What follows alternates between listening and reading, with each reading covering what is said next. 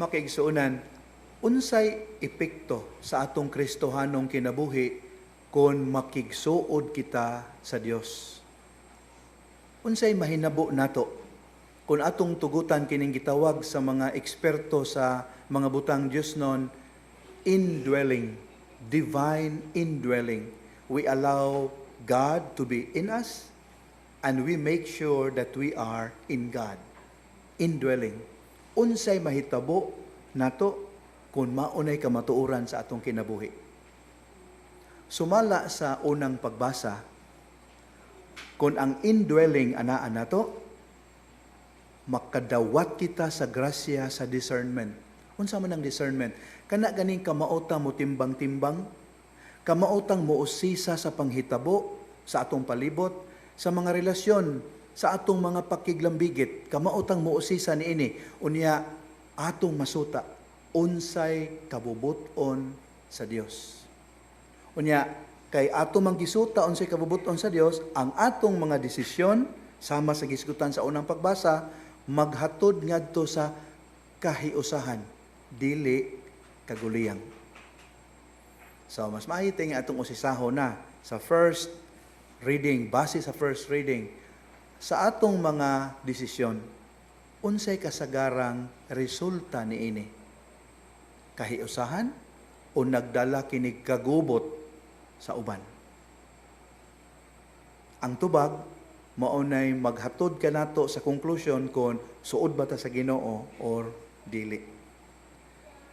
Sigon sa Salmo Responsorio makaigsuunan, kung naa ang indwelling nato, naakitay hugot kayo o kusog kayo nga tinguha nga ang Dios daygon sa tanan. Maningkamo ta nga ang Dios himayaon sa tanan.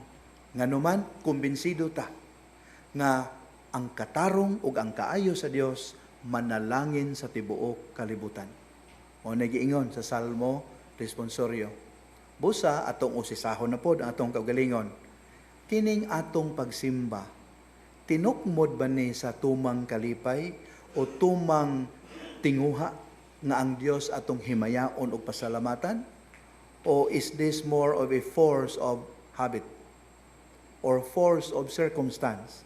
O mahadlok ta nga gabaan? O mahadlok ta nga maimperno? Mao na nga mosimba na lang ta. Kay ang Salmo Responsorio, klaro kayo, naa ang tumang kalipay nga nagpahipi niini. So we ask ourselves, kay kung nalipay ta ni atong gibuhat, tinukmod gini sa tinuoray nga kalipay aron mahimaya ang Dios, then we can say to ourselves, we are close to God. Sumala sa ikaduhang pagbasa makaigsuunan, kung tinuoray nga kita anaa sa Dios ug ang Dios ania kanato, di gyud mawa sa atong panumduman, sa atong galamhan, ang vision sa himaya sa Dios, sa dili hitupngan nga himaya sa Dios. Di gyud na mawa sa atong panumduman. Nya unsa implikasyon ni ana? Maningkamo ta to live decent, happy lives in this world. Pero tungod kay the vision of the glory of God is always in us, we will never fall in love with time. Dili ta mawili sa kalibutan. Yes, we make this world a better place, pero dili nato ni kawilihan. So atong usisahon na po itong ugalingon, nawili ba ko sa akong mga nakabot ug sa akong mga naangkon ni ining kalibutana, nga tungod sa maong kawili usahay, I hear myself praying to the Lord, Lord, ayaw sa entang kong patya. Ewa pa na ako ma-enjoy ning tanan. We ask ourselves, kay kung nawili ta, then most likely, dako kay question mark, kung tinuoray ba gyud ta nga suod sa Ginoo. Matud pa sa Ebanghelyo nga bag-o lang natong nadungog, kung tinuoray gayod nga naa ang Dios kanato ug kita anaa sa Dios, madasigon kitang magtuman sa mga kasuguan. Emphasis, madasigon, mahigugmaon. Dili nagugot, dili napugos. O kamo maginikanan, obserbahin ng mga bata ninyong inyong gisugo. Unya kontras buot. mutuman kay hadlok man. Hadlok masilutan. Pero nag-antak, nagguroy sa tiil, o ang simod kasabungan og pila ka kilo. Kung inana ang atong pagsunod sa mga kasuguan sa Dios, ilabi na sa mga lisod-lisod yon nga kasuguan, paghigugma sa kaaway, pagpasaylo ngadto sa isig kaingon, pagpanghatag ngadto sa di makabalos nato, mga lisod-lisod binay nga pagtulunan, dili pagpanapaw kun bugat sa tong buot. Nga tungod ni ana maningkamo ta og naninguha maintag moabot ang panahon oy nga mas muluag pa ang baruganan sa simbahan mahitungod ining mga moral issues, kuwang-kuwang pa man to sa miaging papacy, maintag madungagan pa jud og luag gyud kaayo nga baruganan aron di kay bugas konsensya ba. Kung inana ang atong pangandoy, then question your love of God.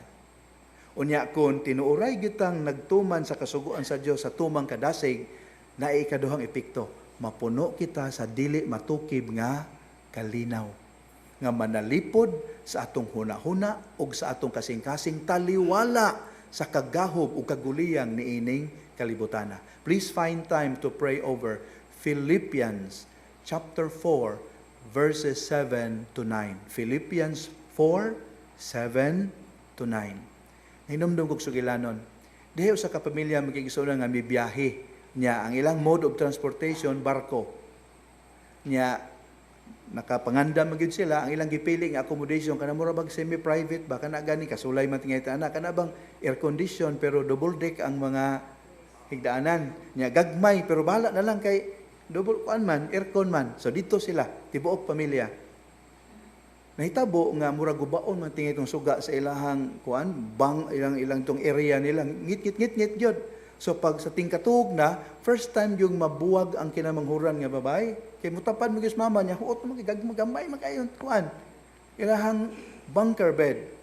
So maingon siya day diri lang kas babaw ha. Nya dibutang ti kas babaw haron duol ka sa Ginoo. Nya kita kay kaniya bantayan kaniya. Kumbinser sang bata oy. Bisan sa iyang hadlok nga first time mabuwag sa iyang mama, o tuod man dito, may hitabo. Nakangit-ngit ang kagabion, kaya ito na plus loud sad. Wakaantos ang bata, ni gawas yung anxieties bata. Ay, ma, are you there? Ingaw, mama, di ara ko day, don't worry. Tawag lang diya. Pagtaod-taod na sad, wakaantos ang bata, ni kusog-kusog ng tingog, pa, naa ka diha. Tubag sang papa, di ara ko day. Anak. Ang uban dito makigisuunan dahil usa nga murag isabaan gyud siya ba lalaki napungot na gyud siya simtog balik-balik pa naa ka diha ma naa ka si pangutana ang bata ba nadugay napungot na gyud tong usa ka pasahero nga dili nila sakos pamilya umiingon gyud naa lagi ming tanan dire naas papa nimo naas mama nimo na may igsuon na imong iyaan na imong lola naa mi tanan dire katulog na. There was silence. Niya ang bata mipahiyom miagi ka kumingon ma, nitingog na yung Ginoo. See, that's the kind of peace we will have when we have this indwelling. Kaguliyang, kagubot, kasamok, pero in our hearts we are at peace.